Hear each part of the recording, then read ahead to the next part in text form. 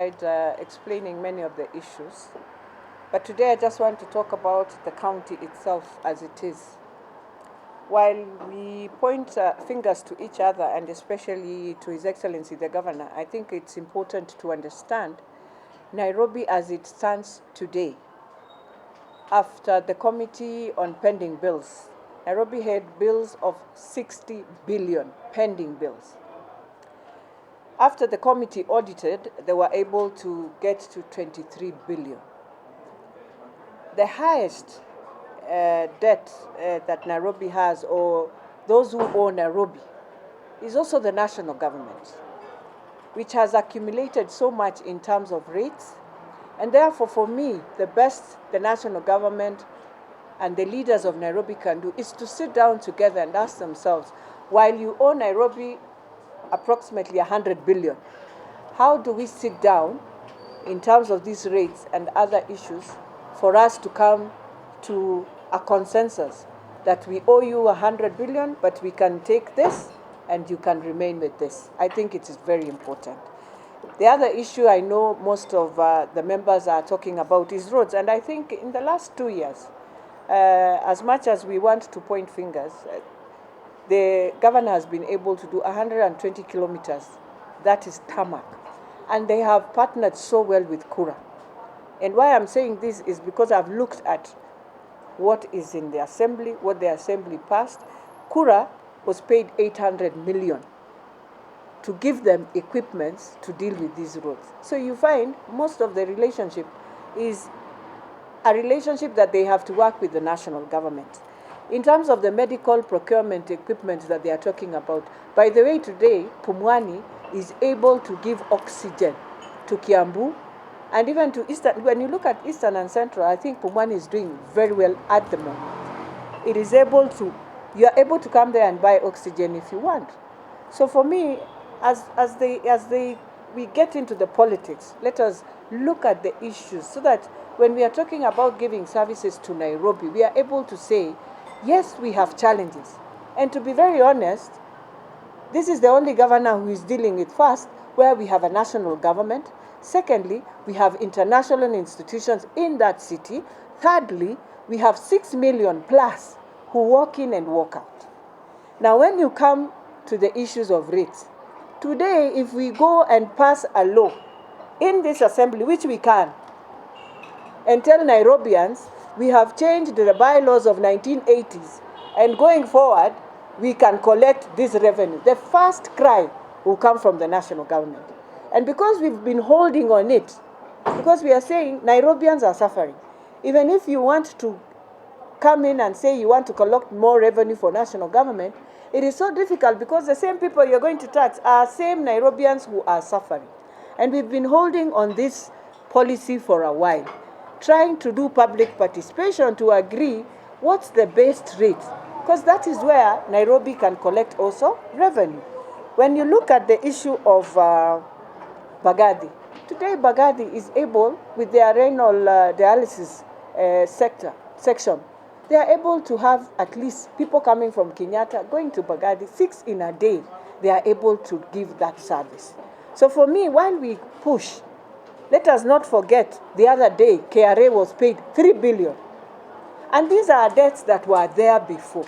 So Nairobi is very unique because of the debts that were there during the mayor's time, during the clerk's time, before we even came into the new constitution and the new government. And I just want to say this. There's an issue on the insurance, and I know it passed here, and I know we questioned the governor.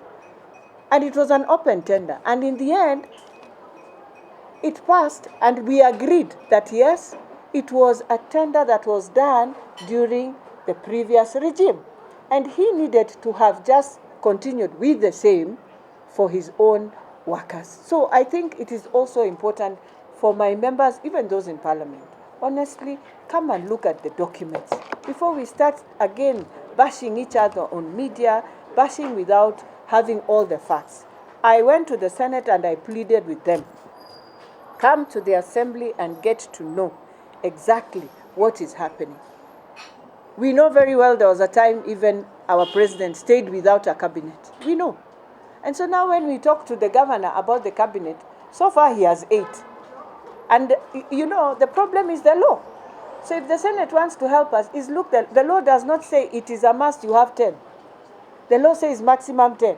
So you can decide to put your executive together and some of the dockets together and decide, I just want to have 5, but I'll have more chief officers, because it is the chief officers who are the IE holders of each of those dockets. So you can decide to have more chief officers than the CECs. So it's a matter of how the law has been structured, and the governor plays within that law. So if they feel you need 10, they need to look at the law and help us to curve it so that you say it is 10 and you cannot have less or have more. The issue of the deputy governor, I have said many times, we've stayed here. I know West Pokot are also having the same. They even went to the Senate. At least West Pokot theirs is on salary and he's where? In the US. But here we have no deputy governor, and there's no vacuum because the governor can write a letter and decide, see, so and so can be acting. You know, again, it's a lacuna in the law that the Senate has to look at.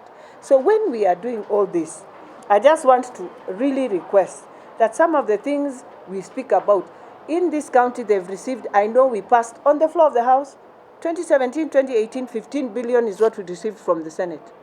That is what has come again. So in total, in governor's regime, I think he has only received, if I'm not wrong, 31,196,200, if I'm not wrong, if I've looked exactly to what I saw within the documents that came to this assembly.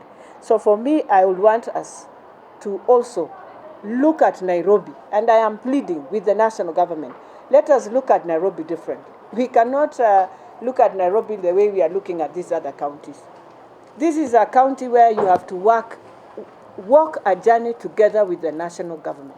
And I think they have a very good governor who can reciprocate and work if they want. He has handed so many things over.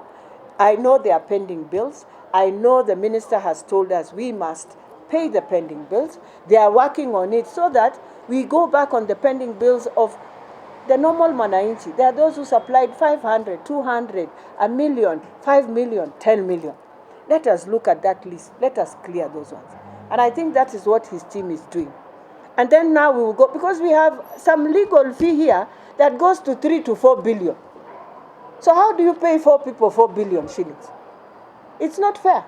So we are saying, as much as the legal fees are very high, let's first go back to the small Mwananchi. Let's pay the small Mwananchi so that we see that replica coming into the economy where we feel, indeed, there's a crunch in the country. So for me, I just want to say, this is a county where, for the first time in 2 years, the executive, even they are paid before even us. On the 25th, their salaries are paid.